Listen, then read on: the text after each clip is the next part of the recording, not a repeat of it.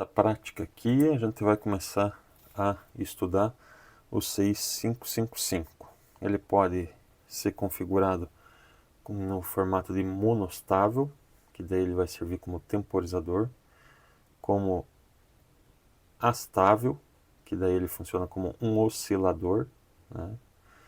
E também pode ser configurado como biestável. Ele funciona como se fosse um flip-flop ali, né, que faz o set e reset como se estivesse fazendo esse tipo de retenção de um sinal, memorização, né? A gente vai usar para esse circuito aí uma fonte de tensão, que a gente vai construir também com transformador 15 volts, né, com a entrada de 127 volts, saída de 15 volts RMS, né? Vamos calcular aí o sinal alternado. Vamos utilizar um retificador com ponta de diodo, o capacitor para fazer o filtro aqui do sinal, deixar ele menos oscilante, né?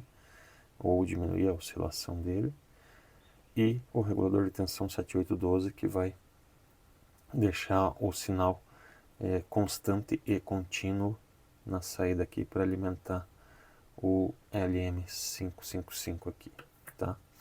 Então, o LM555 é um circuito integrado que tem o mesmo formato de outros aqui. Tem o 741, o 886, tem aqui o LM393, o LM358 e aqui está o NE555, né, que é um dos circuitos integrados aí. E a única forma da gente identificar qual que é qual é através da descrição que está na face dele. Então a gente vai usar o 6555, tá? Para esse projeto aqui. Antes de conhecer o projeto, vamos relembrar aqui a parte passo a passo, né, a tensão da fonte de tensão. Então a gente tem aqui inicialmente um sinal alternado de 127 volts, mas lembrando que esse 127 volts é o valor eficaz da tensão. Para a gente calcular a tensão de pico desse sinal aí, a gente vai fazer o valor da tensão eficaz vezes raiz de 2. Então a tensão de pico lá é 127 vezes raiz de 2, que vai dar os 179,6 volts. Então esse sinal de 127 volts RMS, ele varia de 0 até o valor de 179,6 volts. Depois ele diminui até zerar e daí vai aumenta para o polo negativo, né, até o mesmo valor 179,6 volts, né? Lembrando que ele tem uma frequência de 60 Hz e por isso que o período aqui também vai ser de aproximadamente 16,67 milissegundos, tá? Na saída do transformador ele vai gerar um sinal, né, através do núcleo ali vai transferir um fluxo magnético variável também, que vai induzir uma tensão na saída do transformador aqui, baixando ela. Como essa bobina do secundário tem menos voltas do que a bobina do primário, ele vai baixar para 15 volts e obviamente que tem uma relação de transformação que depende do número de espiras das bobinas, também dá para justificar pelo valor de tensão da entrada no primário com a do secundário. Poderia ser a corrente do secundário pelo primário, dá a relação de transformação. Então nessa saída a gente teria 15 volts e o que vem escrito é 15 volts eficaz. Para a gente saber qual é o valor de pico, tem que fazer a mesma coisa, 15 vezes raiz de 2. E aí a gente tem um sinal de 21,21, né, nesse sinal alternado aqui que foi baixado aí para de 127 volts, agora está com 21,21 o valor de pico, né, e 15 volts o valor RMS, tá? E a gente vai utilizar agora um retificador de onda completa com ponte de diodo, tá? Então funciona mais ou menos o seguinte: a gente tem aqui, enquanto está no semiciclo positivo, a corrente vai circular nesse sentido aqui. Esse diodo vai estar reversamente polarizado, então não vai circular por aqui. Ele vai vir para cá e passar pela carga aqui, né, que é o restante do circuito. Na volta, né, ele vai, esses sinais aqui de terra, que seria o GND, o negativo, né, ele vai voltar por aqui e completar o ciclo dele vindo para cá. Então ele passa aqui, ó, por esse diodo, vai para a carga e na volta ele passa por esse diodo aqui completando o círculo. Então ele passa no semiciclo positivo por 2 diodos. Quando ele está no semiciclo negativo, ele vai fazer o sentido contrário. Aí esse diodo que estava polarizado diretamente antes, agora vai estar reversamente polarizado. Vai passar por esse diodo, ó, e você observa que ele vai estar passando o mesmo sentido na carga. Lembra lá? No semiciclo positivo a corrente vinha nesse sentido. No semiciclo negativo, a corrente vai continuar vindo no mesmo sentido, né? Vai passar pela carga, vai voltar por aqui e agora ele atua por esse diodo aqui, ó. Então, no semiciclo positivo, esses 2 diodos estão diretamente polarizados, esses 2 diodos estão reversamente polarizados. No semiciclo negativo, esses 2 diodos estão diretamente polarizados e esses 2 diodos estão reversamente polarizados. Isso vai proporcionar na carga um sinal, né, que vai fazer com que o semiciclo positivo continue passando e esse semiciclo negativo aqui ele seja retificado e passe a ser positivo também, né? Fazendo com que a corrente e a tensão fique num único sentido, então já uma corrente contínua, mas ainda variável, né?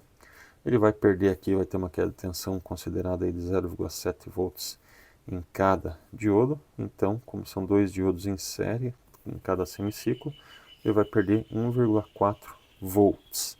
Então, desses 21,21 volts, ele perde 1,4 volts, vai ficar lá com em torno uma amplitude aqui do sinal em torno de 19,81 volts.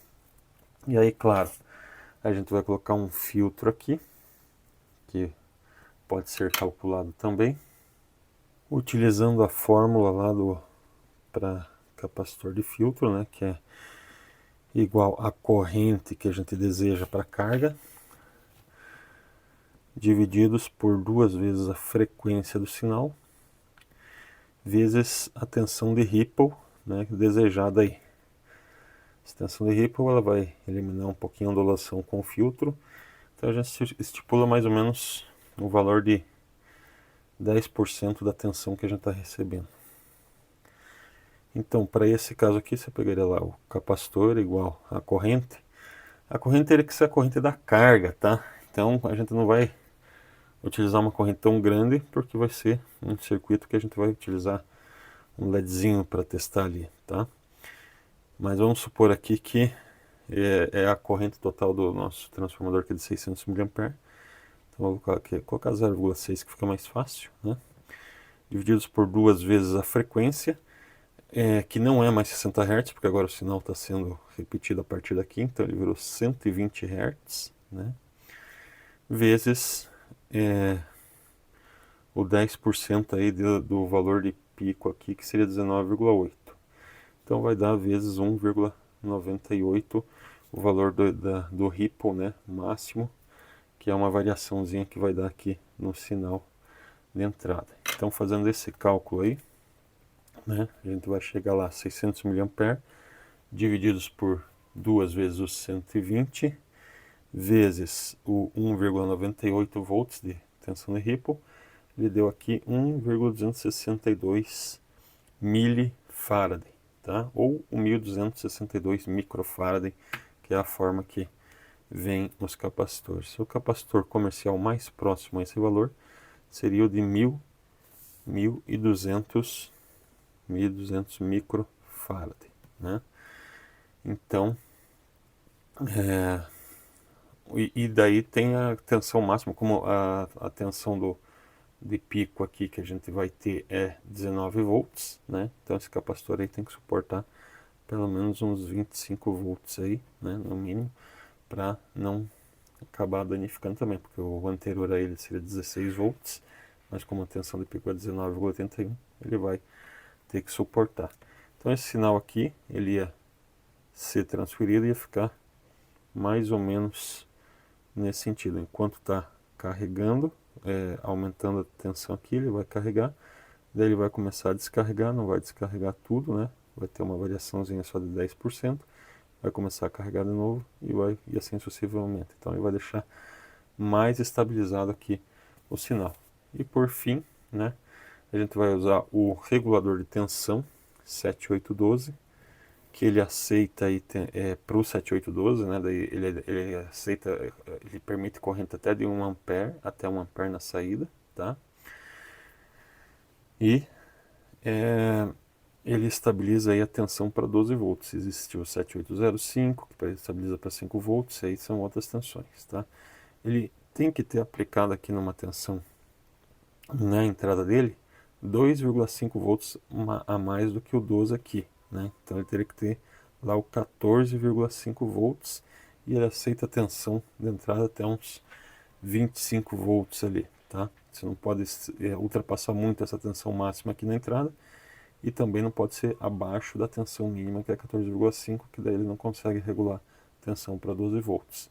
Como o nosso sinal está em 19,81 volts, já filtrado, né, a frequência, então ele vai conseguir regular a saída aqui dele no pino 3 para 12 volts contínuo, tá? Então vamos montar primeiro esse circuito no protoboard para depois fazer o restante da prática ali. Para montar a ponte retificadora, né, com 4 diodos, tem que ter muito cuidado, porque é o seguinte: se você se confundir e ligar os terminais do transformador nesses dois terminais aqui, ó, você vai pôr o transformador em curto-circuito. Aí você queima os diodos e nem vai aparecer, né? Ele vai queimar, tá? E daí você vai achar que está funcionando ainda e já era, né? Daí demora aquele tempão para você descobrir que ligou errado. Por que que vai queimá-lo? Se você colocar os terminais do transformador aqui e aqui, ó, quando ele vai fazer com que esses dois diodos aqui estejam diretamente polarizados e vai estar dando curto entre esses dois terminais, ó. Vai passar por aqui e vir para cá, e assim da mesma forma aqui pelo outro caminho, tá? Só vai ter uma queda de 1,4 volts. Só vai ter uma queda aí de 1,4 volts nos dois diodos, tá? Mas vai estar acabando aí gerando um curto-circuito aí nessa parte aqui do retificador. Portanto, tem que ter muito cuidado, tá? Então vamos lá, ó. A parte cinza do diodo aqui, né, demonstra que esse lado aqui é o catodo, por aqui é a parte mais negativa, né? E esse aqui o anodo. Então, como esse primeiro aqui que eu vou colocar, ele vai a fonte de tensão, colocar desse lado aqui, ó, né? Vindo para cá. Deixa eu colocar um pouquinho mais para cá, ó. Ali eu coloco a fonte, o transformador. E esse outro aqui, ó, tem que estar no contrário, no sentido contrário. Então a parte cinza tem que estar vindo para o lado do diodo. E eu vou colocar no mesmo ponto aqui, ó, né? Então esse terminal aqui, ó, vai ser o que vai pro capacitor, né? E agora, que é a parte mais positiva aqui do sinal, tá? Agora eu vou gerar esse lado aqui, que vai ser a parte negativa do sinal, né? Então esse diodo aqui, ó, tem que estar virado para cima, né? E o outro diodo aqui, ó, tem que estar virado para baixo. Tem que construir corretamente aqui, senão acaba dando problema depois quando for testar. Deixa eu só colocar mais para trás, só para eu conseguir colocar depois aqui a fonte de tensão.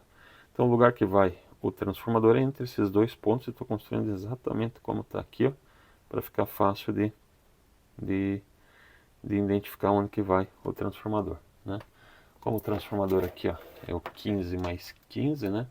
Eu vou pegar a derivação central, não vou usar uma das extremidades, né? Vou usar só a derivação central e uma das duas extremidades e vou conectar então uma delas aqui embaixo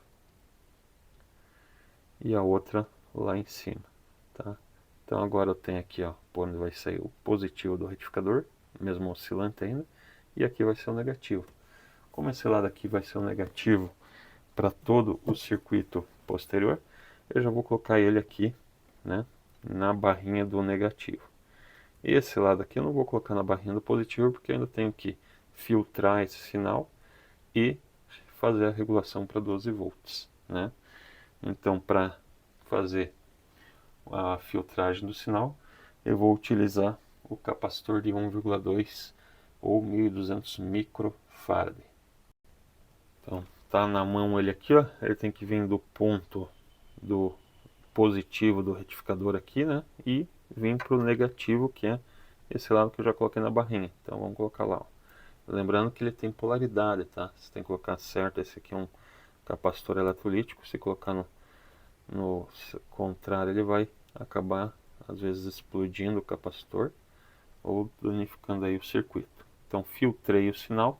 Agora só falta colocar o regulador de tensão, que é o 7812, que é esse aqui, ó. Então, da esquerda para a direita, pino 1, pino 2, pino 3. Fazer exatamente também como está no desenho aqui, ó. O pino 1 vai direto no retificador. Só vou posicionar melhor aqui o capacitor para eu conseguir colocar direto aqui, né? Então, vou colocar um pouquinho mais para baixo. Aí coloco o pino 1 lá direto no retificador junto com o capacitor. O pino 2 é o negativo, então vou colocar um jumper indo para o negativo, né? O pino do meio aqui indo para o negativo. E o pino 1 vai ser o positivo, que vai ser usado para todo o circuito. Então eu já vou colocar esse pino 3 aqui na barrinha de positivo, né? E já lanço eles lá para cima também, né? Então eu vou colocar o negativo indo lá na barrinha lá de cima para alimentar todo o circuito quando eu precisar. E vou fazer a mesma coisa com o positivo, né? Colocando também lá para cima, para que eu possa usar dos dois lados aqui, tá? Tá feita aí a minha fonte de tensão. Agora a gente vai construir o circuito com o 555.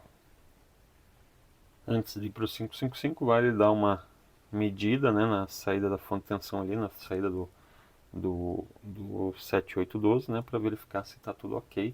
E saiu aí a tensão de 12 volts certinho aí, tensão contínua da fonte 12 volts, que é o que a gente vai usar para o circuito.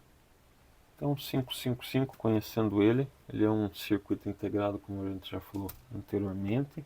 Vai estar aqui nessa parte do protoboard, né?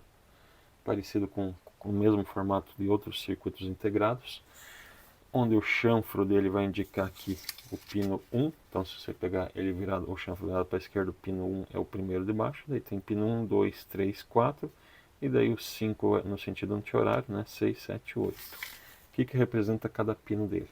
Então o pino 1 é de alimentação, o negativo da fonte, a gente chama de GND, então vai no pino 1. No pino 8 vai a VCC, que é o positivo da fonte, tá? Então a alimentação do CI. Pino 2 é o trigger, que significa aqui que a gente vai colocar onde vai estar o disparo, né, do circuito lá dentro, o sinal de disparo, que seria a gente colocar um botão para acionar ali, né. O 3 é o que vai dar o resultado, ou seja, a saída dele. Pino 4 é para resetar, zerar ele, né, caso a gente queira. O pino 7 é o pino de descarga. Pino 8, 6, limiar. E o pino 5 é o controle de tensão. Então vamos ver mais ou menos como que funciona, o que tem dentro desse 555 através de um circuito equivalente. Então, primeiro a gente vai identificar aqui que entre o pino 8 e o pino 1, que é a alimentação, você vai ter um divisor de tensão com 3 resistores iguais, tá? Então só tem isso aí, 3 resistores iguais dentro desse que vai entre o pino 1 e o pino 8 aqui, ó. Então, se você aplicar uma tensão VCC lá, que ele funciona entre 3,3 volts até 18 volts, né? Você pode alimentar esse 555, no nosso caso a gente vai alimentar com 12 volts. Então, se tem um divisor de tensão com 3 resistores iguais, significa que todos eles vão ter uma queda de tensão igual também. Como o divisor de tensão vai dividir a tensão nos 3 resistores iguais, então significa que cada um deles, se for 12 volts, cada um deles vai ter a tensão de 4 volts. 4 volts vai ser 1/3 de VCC, 8 volts vai ser 2/3 de VCC, e os 12 volts aqui que vai ser o valor de VCC. Tá? Então vai ter entre o pino 1 e 8 esse divisor de tensão. O próximo bloco aí que está dentro do 555 são dois comparadores, né? Dois amplificadores operacionais funcionando como comparador, onde ele vai comparar a tensão aplicada aqui no pino 6 com a tensão de 2/3 de VCC. Tá? Sendo que se essa tensão do pino 6 for maior do que a 2/3 do VCC, ele vai jogar os 12 volts aqui na saída. Se essa tensão no pino 6 for menor do que a tensão de 2/3 do VCC, ele vai jogar 0 volts na saída. Né? E daí tem o pino 5, que é um pino de controle de tensão, que se você quiser colocar outro nível de tensão para fazer a comparação que não seja 2/3 de VCC, aí vai ser colocado através do pino 5. Tá? Pino 5, geralmente, para quando você não utiliza, a gente coloca um capacitor de alguns nanofarad, 10 nanofarad, para fazer o acoplamento e não dar interferência e ruído, tá? Que é o que a gente vai fazer. Geralmente a gente não vai usar ele aqui nos circuitos que a gente vai trabalhar, tá? E o outro comparador, ele compara 1/3 de VCC com o sinal que está no pino 2, que é o pino de disparo, tá? Então, se o pino 2, enquanto o pino, é por isso que ele vai disparar só quando estiver em 0, né? Quando o pino 2 for menor do que o 1/3 de VCC, então ele joga o 12 aqui na saída.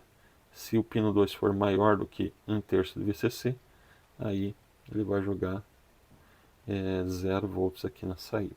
Tá? Então são dois comparadores, já utilizando o pino 5, o pino 6 e o pino 2 do CI. A saída dos comparadores, eles vão entrar num flip-flop RS, tá? Que a gente só vai dar uma noção do como funciona, né? É um dispositivo digital, de circuitos sequenciais digitais. Vale uma aula aí só sobre isso para entender bem o funcionamento. Mas basicamente, né, se você entrar com um nível alto aqui, ele vai resetar, né? Colocar em 0 a saída. A saída, digamos assim, em nível alto. Né? Tem duas saídas. Tem a saída invertida, né? E a saída não invertida aqui do flip-flop. No caso aqui no 555, ele usa a saída invertida para alimentar o restante. Né?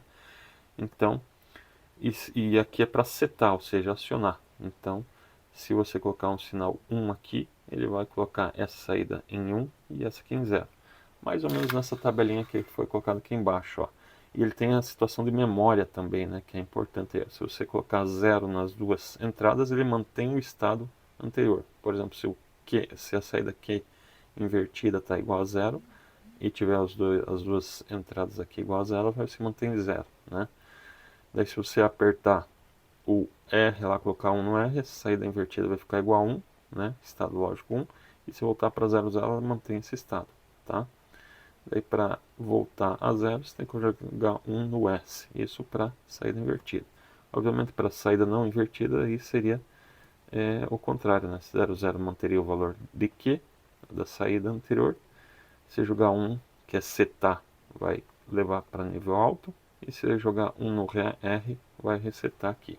Isso aqui a gente chama de estado proibido, ele gera um erro lógico ali, por isso que nunca vai acontecer nesse circuito, né? E não se usa as duas entradas iguais a 1, tá? Até porque aqui nos níveis de tensão que são comparados nunca vai acontecer isso também, tá?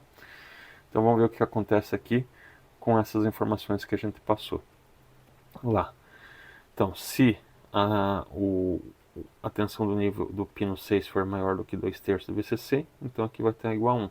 O reset vai ser 1, né? E aqui vai ter o 0, né? Então não está mexendo aqui no pino 2, está maior, a tensão do 2 vai estar maior do que 1/3, então aqui a saída vai acabar sendo 0. Com isso, essa saída invertida vai ser igual a 1, que vai atuar esse transistor aqui, ó. Então, esse pino 7 aqui vai funcionar como se fosse um curto-circuito, porque o transistor está fechado, está saturado aqui, ó, tá? E aqui a gente tem um outro elemento de eletrônica digital que significa uma inversora, ou seja, esse sinal que está aqui vai ser invertido e jogado na saída, ou seja, você está 0 volts aqui, né? Aí você está 1 volts aqui, 12 volts, né? Ou seja, um nível lógico 1, vai ser invertido aqui na saída, vai estar sendo jogado 0, tá? Se eu colocar aqui um nível de tensão no pino 2 menor do que 1/3 do VCC, vai vir 1 para cá, obviamente que vai voltar para 0 ali, né? Vai vir 1 para cá, vai ficar o S igual a 1 e R igual a 0. Então o nível lógico vem para cá, vem igual a 0, vai cortar esse sinal e aqui vai ter o valor que está no circuito lá, né? Esse sinal vai ser invertido para a saída passa a ser nível lógico alto, tá? Então, isso aqui é a representação do circuito que está dentro desse aqui, e agora, obviamente, a gente vai trabalhar com um circuito externo a ele para poder fazer. Antes disso, vamos falar também do pino 4 aqui, que é o pino de reset ali, né? Que a gente colocou aqui, que é o reset. Você está vendo aqui que ele está na entrada justamente do flip-flop. Se eu tiver aqui qualquer valor de saída que eu tiver aqui e quiser fazer ele voltar independentemente do estado do R e do S, eu coloco um valor no pino 4 aqui igual a 0, e esse valor vai fazer com que a saída aqui, que é negada, seja igual a 1, tá? E o Q igual a 0, tá? Então ele reseta a saída Q aqui, tá? E ele força, né, ficar igual a 0 mesmo que eu tenha alguns valores nessa saída. Geralmente a gente deixa ligado ele direto no VCC para ele não atuar quando a gente não quer ter essa situação do reset. Se tiver, a gente coloca uma chavezinha ali, né, para resetar o circuito só quando for conveniente. Então, como a gente quer fazer o 55 funcionando aí como um temporizador, a gente vai montar ele desse jeito aqui, ó. Entre o pino 7 e 6 a gente vai colocar um capacitor e um resistor, que a gente vai ver como calcula depois, né? Vai colocar um capacitorzinho de acoplamento no pino 5, 10 nanofarad, né? O pino 1 é o negativo, vai ser colocado lá, né? Pino 4, que é o reset, a gente não quer que ele reseta, então vamos deixar alimentar no VCC, junto com o pino 8, que é a alimentação, né? E o resistor vai estar recebendo esse 12 volts também da alimentação ali da nossa fonte. Eu vou colocar aqui porque depois a gente vai fazer outro circuito com 555 com essa mesma fonte de tensão, né? No pino 2, que é o pino de disparo, eu vou colocar um push button, que a gente vai ver como que ele funciona também, tá? Aqui ele está configurado com pull up, né? Então ele está mandando o sinal de 12 volts, e quando eu apertar o botão através de um resistor, tem que ter um resistor aqui, né? Senão quando eu apertar vai dar curto-circuito, tá? Quando eu apertar esse botão, ele vai jogar o 0 aqui no 2, então só quando eu apertar o botão ele vai ficar abaixo, a tensão no pino 2 vai ficar abaixo de 1/3 de VCC. Enquanto eu não apertar, ele vai jogar o valor de VCC aqui, então ele não dispara, né? Então, explicando aqui como que vai ficar no circuito que a gente fez anteriormente lá, né? Então a gente tem lá o R, a resistência e o capacitor que vão controlar o tempo. A partir do momento que eu apertar o botão, vou jogar 0 aqui, né? Então esse cara aqui vai para 1, então a saída S vai ficar igual a 1, a saída R igual a 0, né? O que vai fazer com que a saída Q negada vá para 0. Isso significa que vai ter uma tensão alta aqui no 3. Então ele disparou, a saída aqui foi para nível alto. tá? Como o capacitor estava descarregado, porque isso aqui era um curto-circuito, né, no pino 7 era um curto-circuito, então o capacitor estava descarregado. A partir do momento que eu joguei zero aqui, ele cortou o sinal do transistor, então abriu aqui o transistor, funciona com uma chave aberta, e daí não tem como escoar a corrente do capacitor para cá, né? Então ele vai começar a carregar, e só depois que esse capacitor chegar a um determinado nível de tensão, né, que vai ser a tensão maior do que o valor maior que o pino 6, lembrando que esse, apesar de estar aqui, né, ele está junto lá no circuito lá, ele está junto com o pino 6, né, eu esqueci de colocar aqui no desenho, então esse local aqui está junto aqui também no pino 6, então esse capacitor vai carregando até que chegue numa tensão que seja maior do que a tensão do pino 6, de 2/3 do VCC. Quando isso acontecer, ele vai jogar 1 aqui, né, que já foi para 0, então ele vai resetar. Com o R igual a 1 e S igual a 0, a saída aqui negada vai voltar a ser igual a 1, vai saturar o transistor e vai descarregar imediatamente aqui o capacitor, né, jogando então o pino 3 para 0 de novo. Então o tempo que vai levar para essa saída em nível alto aqui temporizada, né, que vai ficar temporizando em nível alto, é o tempo que vai levar para o capacitor carregar, né? Então é isso que a gente vai ver na prática. Lembrando que o capacitor ele tem a característica de carga, né, de acordo com o tempo, né, que ele leva lá, que a gente chama de constante de tempo. A fórmula seria a tensão do capacitor é igual à tensão da fonte, né, vezes 1 menos a constante neperiana elevado a menos o tempo, né, que é o tempo que vai levar aqui para ficar aceso, divididos por RC. Mas a gente não precisa se preocupar com essa fórmula aqui, né? É só para entender que o capacitor leva esse tempo para carregar. Então, obviamente que eu vou ter que calcular um capacitor que, nessas condições, demore o tempo suficiente para que o tempo que eu queira aqui fique. Por exemplo, eu quero que fique 5 segundos, então eu vou ter que calcular um capacitor que fique em série com o resistor, porque esse resistor aqui vai controlar o tempo que ele vai carregar, porque se eu colocar direto no VCC ele carrega imediatamente, e o resistor aqui ele faz demorar mais tempo, né? Por isso que a constante de tempo é R vezes C aqui, tá? Mas existe a fórmula para o 555 para fazer esse cálculo, tá? Então o tempo ali, que é de 5 segundos que eu quero, vai ser igual a uma constante de tempo do CI aqui, que tem por conta de todo esse circuito, que é 1,1, vezes a resistência, vezes a capacitância, tá? Então eu já calculo aqui o valor do ou melhor, dimensiono aqui o capacitor e o resistor, por exemplo, escolhendo um capacitor, tá? Eu vou escolher um capacitor aqui, ó, que eu tenho dentro de uma caixinha de capacitores, né? Vários valores eu tenho aqui, ó, tá? Obviamente que tem que ser com tensão superior a 12 volts. Eu vou escolher, por exemplo, esse capacitor aqui, ó, de 470 microfarads e 16 volts, já que a tensão que eu vou aplicar é de 12 volts, né? Então, com o valor do capacitor, eu posso calcular a resistência aqui, ó, né? Eu já tenho o tempo que eu quero que temporize com 5 segundos.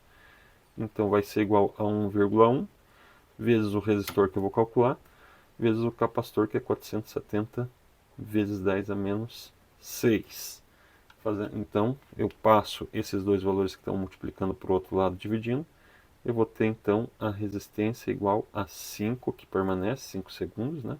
Divididos por 1,1 vezes 470 vezes 10 a menos 6. Vamos colocar entre parênteses aqui para ele fazer a divisão correta na calculadora direto, né? Então seria 5 divididos, abre parênteses, 1,1 vezes 470 vezes 10 a menos 6. Fechou lá em 9.671 ohms. Então a resistência tem que ser de 9.671 ohms, tá?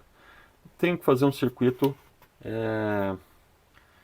equivalente para isso, porque eu não tenho resistor de 9.671 ohms, tá? O mais próximo ali, ó, eu posso colocar aqui dois resistores de 10K em paralelo, né? E se eu fizer o paralelo entre dois resistores de 10K, vai dar exatamente a resistência equivalente entre eles, vai dar 5 kΩ. Pode fazer lá, fazer 10 vezes 10 divididos por 10 mais 10 e vai dar os 5 kΩ. Só que 5 kΩ não é o valor que quero. Vou colocar em série aqui para somar, né, um valor de 4,7 kΩ. Tá? Então essa resistência equivalente, eu vou somar mais 4,7 kΩ, tá? Vai ficar 9,7 kΩ, que dá um valor bem próximo do valor que eu calculei. Vamos ver lá, se eu colocar esse 9,7 kΩ aqui, vai ficar o seguinte: o tempo, né, vai ser igual a 1,1 vezes 9,7 vezes 10 a terceira, vezes o 470 vezes 10 a menos 6. Lá, deu 5,0149 segundos. Como isso aqui a gente não vai conseguir enxergar, não vai fazer tanta diferença, então é esse o resistor que eu calculei aí. Então vou precisar de dois resistores de 10K, um de 4,7K e o capacitor de 470 microfarad para fazer este circuito de temporização aí. Bom, o botãozinho chamado de push button, né? A gente vai ter, se a gente colocar direto ali, né, ele se aperta o botão aqui, ele fecha o contato, ele vira um curto-circuito, tá? Ele tem 4 terminais aqui, apesar de ter 4 terminais, ele só tem 2 lados, tá? E a gente tem essa divisão aqui, ó. Então esse aqui é um lado e esse aqui é o outro lado da chavezinha. Quando você aperta, uma barrinha encosta e fecha o curto, né, digamos assim, entre esses dois terminais aqui para acionar, que é o que a gente vai fazer aqui, apertar o botão e fechar essa barrinha aqui, ó, tá? Você tem duas formas de configurar ele para não dar curto-circuito. Você sempre vai ter que deixar um resistor, né, para que quando você fecha aqui não junte VCC com GND, tá? E aqui vai ser a saída do sinal dele. Então nessa configuração aqui, que é o que a gente vai usar para ele manter enquanto eu não pressionar o botão, vai estar sendo jogado a tensão de 12 volts aqui na saída, né, que é entre o resistor e o push button, né. Quando eu apertar, aí esse resistor está grande e vai jogar o GND aqui, então eu vou jogar 0 volts, só não vai dar o curto por causa justamente desse resistor, que geralmente a gente usa em um resistor de 10K ohms para facilitar aí, né. Mas você poderia fazer o contrário também. Então ele funciona numa lógica invertida. Ele joga 12 volts enquanto você não aperta. Quando você apertar, ele vai para 0. Tá?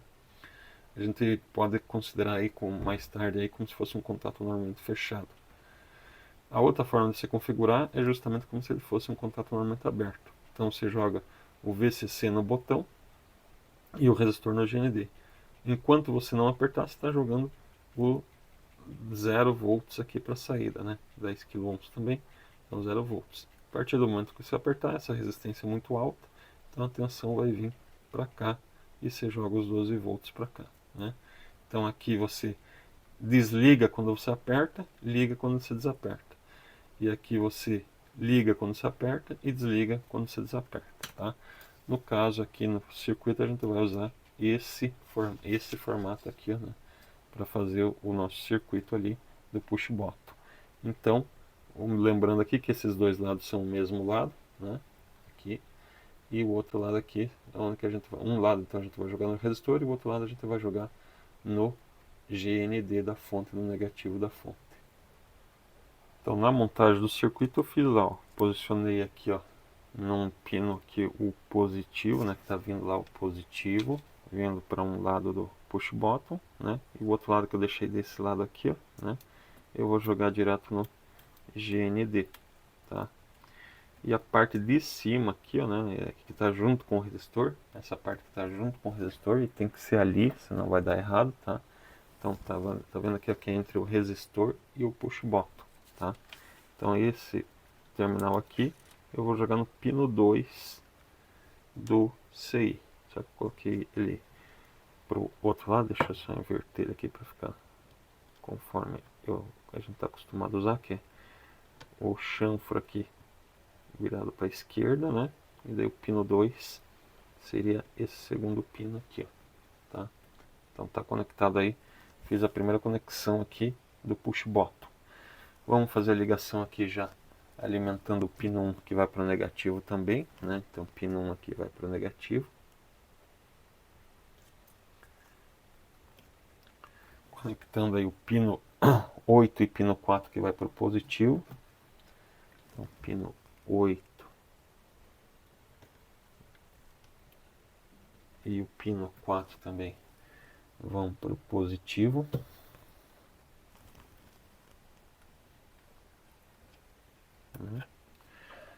Daí, o que mais que a gente tem aqui? Pino 8, a gente vai colocar o pino 5 aqui com o capacitor. Vamos colocar direto no GND. Eu vou colocar esse capacitor aqui de 100 nanofarad, né, mas pode ser um de 10 nanofarad, né, no pino 5 lá, indo para o GND. Tá? É só para fazer o acoplamento ali, para ele não interferir, tá? Para não gerar ruído, não dar interferência. Agora só falta aqui o pino 6 e 7 que vão no resistor. Vamos pegar o resistor, a resistência equivalente, né? Montar aqui a resistência equivalente, tá? Que vem do positivo. Então vou colocar os dois resistores de 10K vindo do positivo. Eles têm que estar juntos, né? Para ficar uma resistência equivalente de 5 kΩ. Então tem que estar no mesmo terminal. E o capacitor de 470 microfarad, que vai vindo, aliás, ainda tem o resistor de 4070, de 4,7 kΩ, né, em série, para formar lá o 9700 ohms, né? E daí sim, o capacitor aqui, sempre lembrando que o negativo tem que estar polarizado certo, né? Então o positivo vai lá com os resistores e o negativo vem para o GND aqui da fonte de tensão, tá? Daí vou ligar lá nos pinos 6 e 7 entre o capacitor ali e os resistores da resistência equivalente. Então pino 6 e fazer o juntamento com o pino 7.